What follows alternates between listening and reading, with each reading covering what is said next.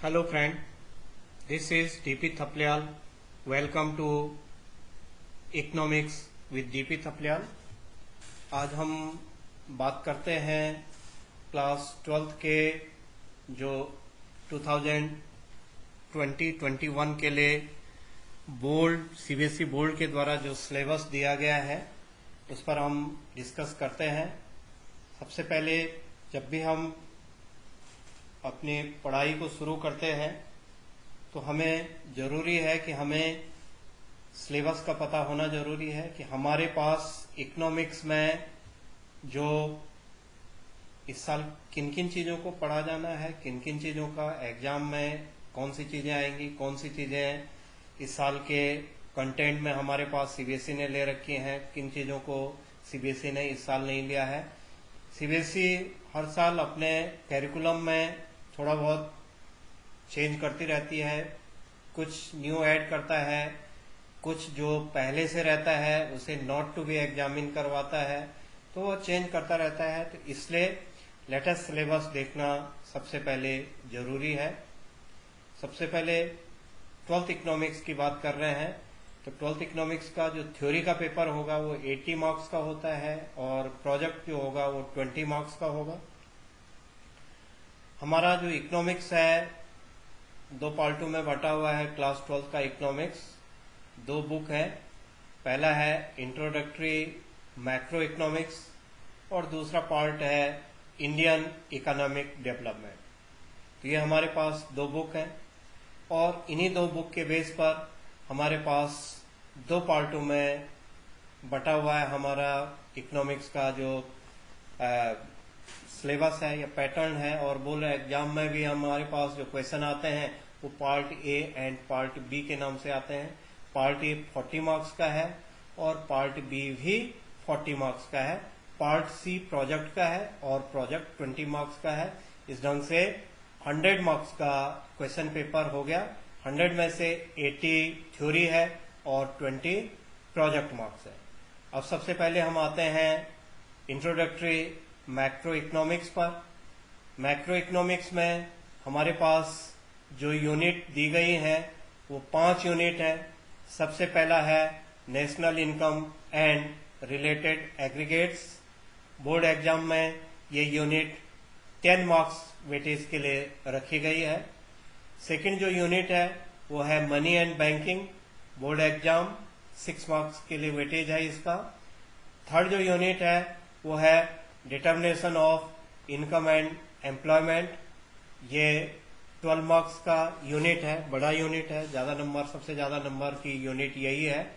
National income से पहले 12 marks की यही है, दूसरा नेशनल इनकम है और बाकी 3 यूनिट जो है वो 6 मार्क्स के हैं। अगला जो यूनिट है वो है गवर्नमेंट बजट, 6 मार्क्स वेटेज है बोर्ड एग्जाम में इसके लिए भी। और लास्ट जो यूनिट है वो है बैलेंस ऑफ पेमेंट। इतने हमारे पास ये टोटल यूनिट हो गई हैं। अब इसमें से ये तो पार्ट 1 हो गया है। अब पार्ट बी अगर हम देखते हैं तो पार्ट बी जो है वो इंडियन इकोनॉमिक डेवलपमेंट है और इसमें 3 यूनिट हमारे पास है। तो पहले 5 हो गई थी, जो 6 यूनिट है, फर्स्ट 5 यूनिट पार्ट ए में है और पार्ट बी का जो पहला यूनिट है उसे हम 6 यूनिट बोलते हैं। तो unit number 6 development experience 1947 to 1990 and economic reform since 1991। ये 12 मार्क्स वेटेज के लिए है ये पूरी यूनिट। उसके बाद जो 7 यूनिट है, 7th यूनिट है current challenges facing Indian economy. ये सबसे बड़ी यूनिट है पूरे इकोनॉमिक्स के पार्ट ए और पार्ट बी में। सबसे ज्यादा जो वेटेज है इसी यूनिट को दिया गया है। ये 22 मार्क्स के लिए बोर्ड एग्जाम में ये यूनिट है। और जो लास्ट यूनिट आती है हमारी यूनिट 8 वो है development experience of India a comparison with neighbourhood. ये हमारे पास 6 मार्क्स के लिए है। तो टोटल हो गया 40 marks. Part A 40 marks, part B 40 marks and project को ऐड करके ये हो जाता है 100 मार्क्स का। ब्रीफ में आप देख लीजिए इनमें क्या क्या पढ़ना है। हमारे पास कई बार हम अदर देन एनसीईआरटी बुक पढ़ते हैं तो जो हेल्प बुक वगैरह हम पढ़ते हैं उनमें बहुत सारा कंटेंट दिया रहता है। वो सारा कंटेंट हमारे लिए जरूरी नहीं रहता है, या हमारे सीबीएसई और बोर्ड एग्जाम में उससे क्वेश्चन पूछे नहीं जाते हैं। एनसीईआरटी में प्रॉपर कंटेंट दिया रहता है। अब हम देख लेते हैं कि हमें कितना पढ़ना है किस यूनिट में। तो ब्रीफ में आप देख लीजिए। पहला जो हमारा यूनिट था वो national income and related aggregates था। इसे 10 मार्क्स की यूनिट थी।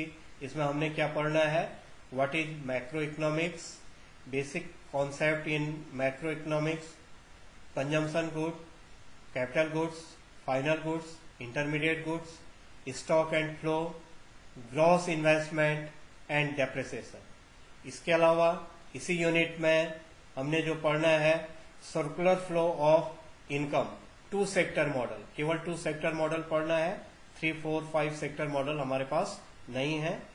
Then methods of calculating national income, value added और production method, expenditure method and income method, ये तीनों मेथड इसमें पढ़े जाएंगे। इसके बाद इसी यूनिट में अगर हम देखते हैं जो टॉपिक है उनमें aggregates related to national income, इसमें है gross national product, net national product, gross domestic product and net domestic product at market price at factor cost. Last में जो हमारे पास है वो है रियल एंड नॉमिनल जीडीपी और जीडीपी एंड वेलफेयर। तो 10 नंबर के लिए 10 मार्क्स का जो पहला यूनिट हमारा है नेशनल इनकम का, इसमें इतने टॉपिक को ही हमें केवल पढ़ना है। इतने ही टॉपिक से बोर्ड एग्जाम में क्वेश्चन को फ्रेम किया जाएगा। सेकंड जो यूनिट है वो मनी एंड बैंकिंग है। मनी का हमारे पास बहुत कम जो चैप्टर है उसमें से बहुत कम हम लोगों ने पढ़ना है, और बहुत कम में पढ़ने का मतलब है कि कम ही टॉपिक इसके हमारे सिलेबस में है। और उसमें पहला जो पढ़ना है meaning and supply of money, currency held by the people and net demand deposit held by commercial bank, इतना।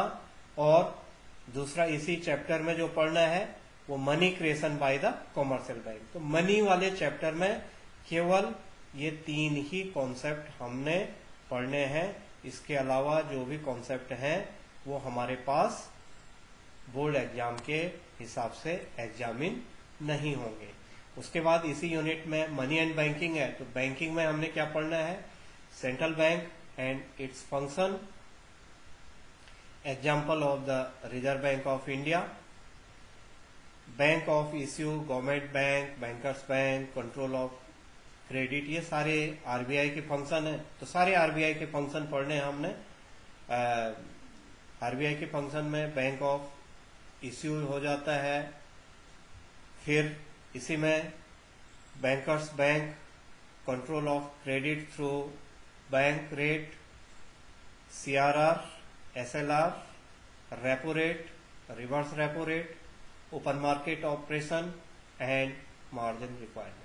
बस इतनी ही चीजें हमने इस यूनिट में पढ़ना है जो मनी एंड बैंकिंग है। और ये यूनिट 6 मार्क्स के लिए बोर्ड एग्जाम में पूछी जाती हैं। तो इस यूनिट में फिर से 1, 3, 4 एंड 6 मार्क्स के क्वेश्चन फ्रेम किए जाते हैं बोर्ड में।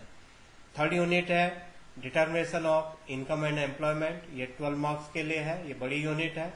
इसमें फिर से 1 marks, 3 marks, 4 marks and 6 marks के क्वेश्चन फ्रेम किए जाते हैं।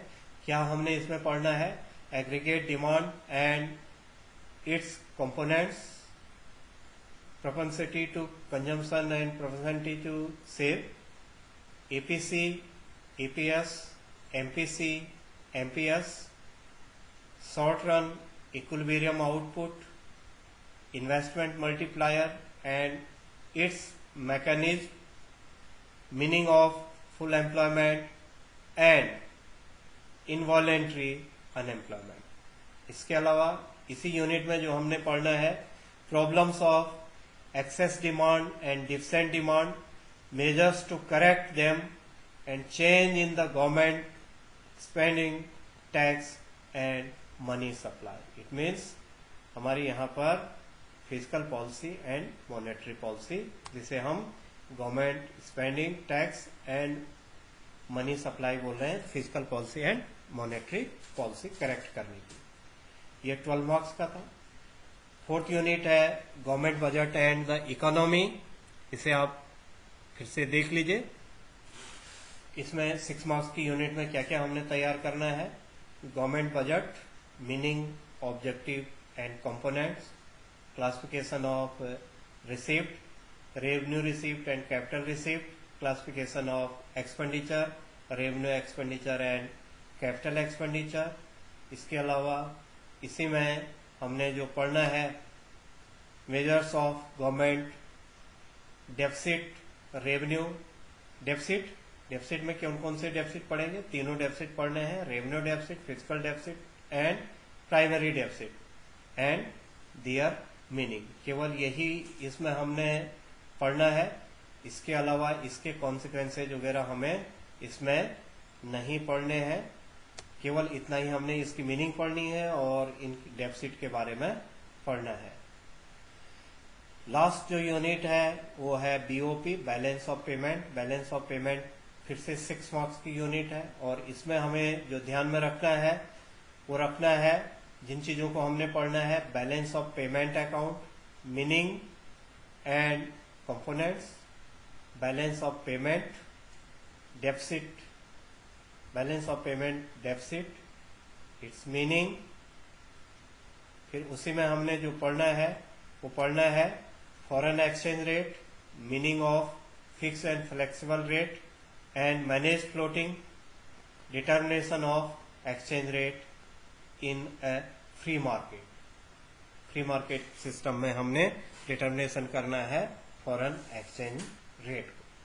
तो ये हमारी पार्ट ए था मैक्रो इकोनॉमिक्स 40 मार्क्स के लिए। पार्ट बी इंडियन इकोनॉमिक्स है। इंडियन इकोनॉमिक्स की जो यूनिट 6 है, यूनिट 6 है development experience 1947 to 1990 and economic reform since 1991। ये यूनिट 12 मार्क्स के लिए है।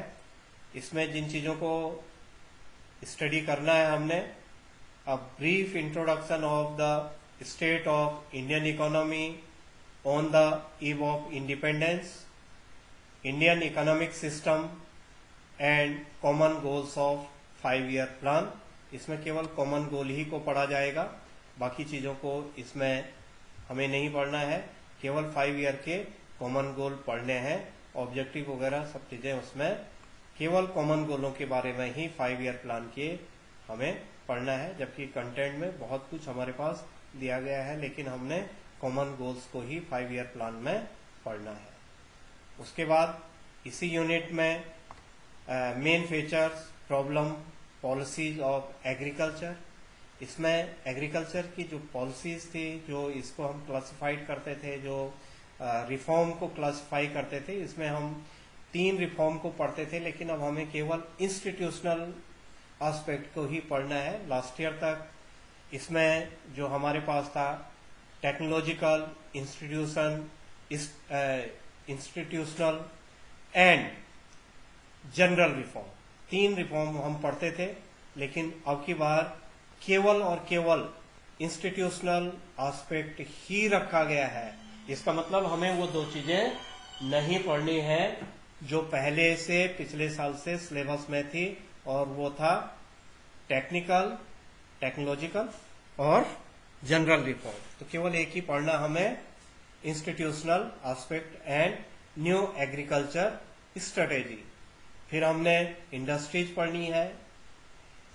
इंडस्ट्रियल पॉलिसी जो एक्ट है 1956, small scale industry, role and importances and foreign trade, इतना हमें यूनिट 6 में पढ़ना है इंडियन इकोनॉमिक्स की।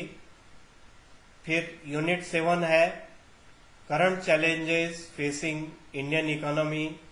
ये मैंने आपसे पहले ही बताया है, ये बहुत बड़ी यूनिट है। मार्क्स के हिसाब से 22 मार्क्स का वेटेज इस यूनिट को दिया जा रहा है, और इस यूनिट में जो चैप्टर वाइज हमने चैप्टर में क्या क्या पढ़ना है, ये सारे चैप्टर हैं, पॉवर्टी, ह्यूमन कैपिटल फॉर्मेशन, ये चैप्टर हैं। लेकिन इन चैप्टर के अंदर बोर्ड के द्वारा इस बार कितना सिलेबस रखा गया है उसे आप देख लीजिए।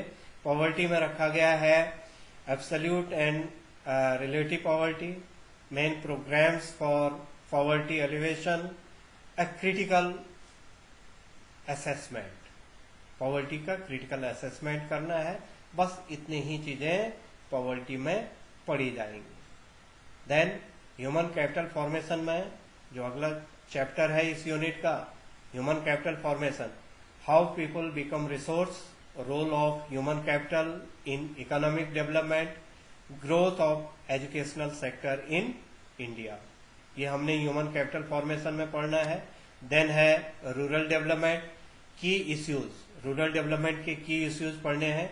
की इश्यू में किन चीजों के की इश्यूज पढ़ने हैं, credit and marketing, role of cooperatives, agriculture, फिर से इसमें alternative farming and organic farming, इतनी चीजें हमने इस चैप्टर में पढ़नी है। अगला जो चैप्टर है इस यूनिट का वो एम्प्लॉयमेंट है। इस चैप्टर में हमें growth and changes in workforce participation, rate in formal and informal sector, problems and policies, बस इतना ही हमें एम्प्लॉयमेंट के चैप्टर में पढ़ना है। जबकि उस चैप्टर में भी बहुत कुछ दिया गया है, लेकिन हमें केवल इतना ही पढ़ना है। अगली जो चैप्टर है इस यूनिट का चैलेंजेज का, वो है इंफ्रास्ट्रक्चर। इंफ्रास्ट्रक्चर में क्या पढ़ना हमने, meaning and types of infrastructure, case study पढ़नी है, एनर्जी एंड हेल्थ की, problems and policies and critical analysis. इसमें डिफरेंट टाइप से जो क्वेश्चन बनते हैं वो क्रिटिकल एनालिसिस के बेस पर बनते हैं। काफी इंपॉर्टेंट चैप्टर है इस यूनिट का। और फिर लास्ट चैप्टर इस यूनिट का है सस्टेनेबल इकोनॉमिक डेवलपमेंट। इसका हमने पढ़ना है meaning, effects of economic development on resources and environment including global warming। इतना ये करंट चैलेंजेज में है। 22 मार्क्स की ये यूनिट थी। लास्ट यूनिट है यूनिट 8। यूनिट 8 में हम डेवलपमेंट एक्सपीरियंस ऑफ इंडिया, ये हमारे पास लास्ट यूनिट भी है और यही एक चैप्टर भी है। इसमें हमने पढ़ना है a comparison with neighbourhood. Neighbourhood में हमने किसको पढ़ना है, India and Pakistan, India and China. क्या पढ़ना है इनके issues, economic growth, population, sectoral development and other human development indicators.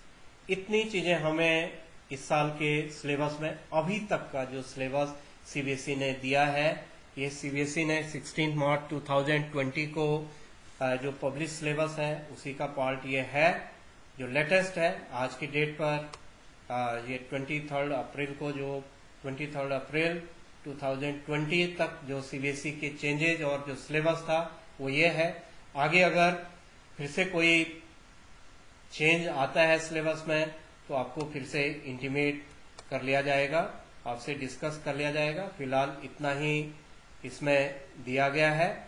अब हमें देखना है कि इसका जो ब्लूप्रिंट होता है क्लास 12 का, वो किस टाइप के क्वेश्चन इसमें पूछे जाएंगे। इसमें remembering and understanding based question पूछे जाएंगे 44 मार्क्स के, 55% होता है। अप्लाइंग 18 मार्क्स के क्वेश्चन पूछे जाएंगे, 22.5% होता है। Analysing, evaluating and creating question जो पूछे जाएंगे वो 18 मार्क्स के पूछे जाएंगे और ये बनता है 22.5%। तो ये 100% हो जाता है।